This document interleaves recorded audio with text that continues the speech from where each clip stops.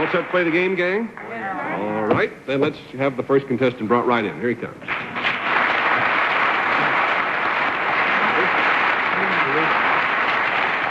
Let's jump right in there, sir. Make yourself at home and tell us your name and where you're from.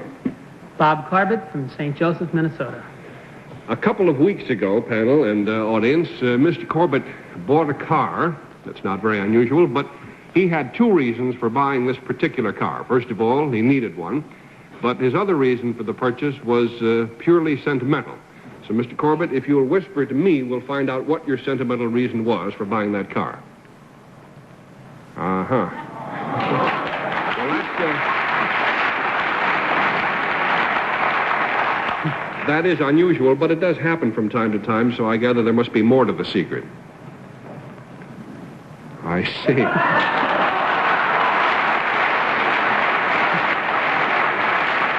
That is unusual. That's pretty wild. Well, panel, the clue to Mr. Corbett's secret concerns the sentimental reason why he bought that particular brand new car, and we'll start the game this time with Bess Myerson. Thank you, Steve. Bob, was there a girl involved? Yes, there was. Is it any more sentimental than that? Was it a very special girl? Very special. Are you married to her? That's right. I got a brainstorm. You got a buzzer, too. I got a brainstorm. There's a buzzer in your brainstorm. $20 down, 60 to go. Henry Morgan? Well, the lightning hasn't struck me. Did the girl sell you the car? No, she did not. Am I in any area at all? No. Now you're getting cold.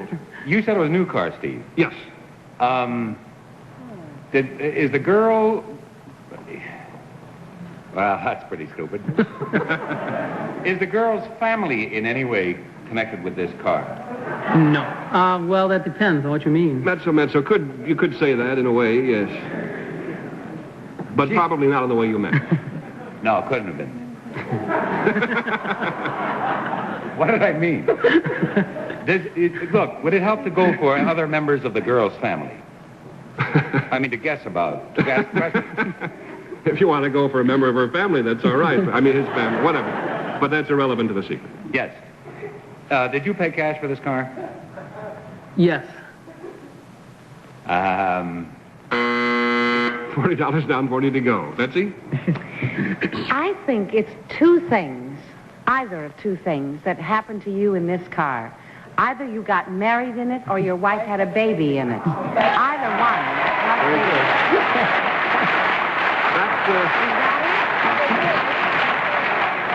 That is half or much of the secret, but there is more. There's more? Oh, yes. Oh, you had the baby in this car. His wife.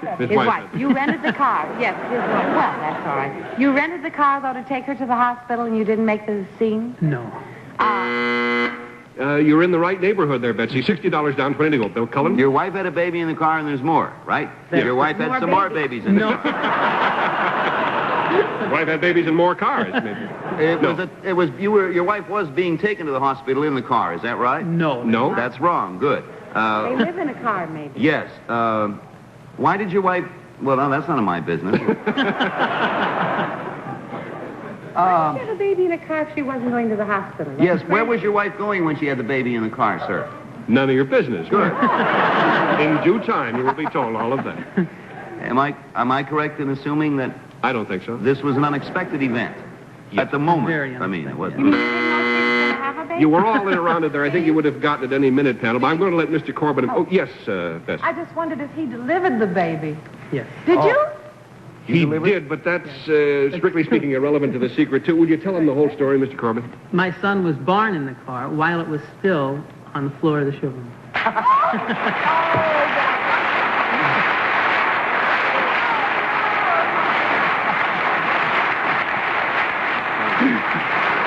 It's not going to become standard equipment, though, so it'll always be an extra. Now, first of all, congratulations on the new baby, Mr. Corbett. I assume what happened was that you and your wife were on the way, you were shopping for a car when the baby decided to arrive. Is that how it is? No, not exactly. We had looked at this particular Volkswagen camper sometime before the baby came, but this particular day we were on the way to the hospital. My wife realized we would not make it, and the camper had a bed, was equipped with camping equipment, and we realized this was the closest bed that we could find. So we hurried into the company there and had the baby there. Any port in a storm and all that. How did the showroom people react to the emergency? Oh, they were wonderful. They weren't as excited as we were, but they were quite excited. But they helped us all they could and even offered to give us their shirts or whatever they could do to help us. I see. Well, they were probably too big. But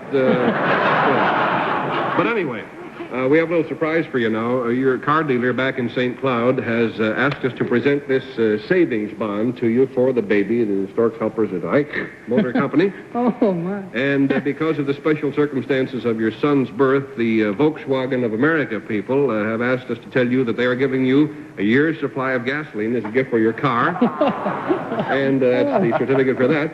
And for your son, I've got a secret. Want you to have a year's supply of milk. So happy drinking to both of them, and thank you very much for coming.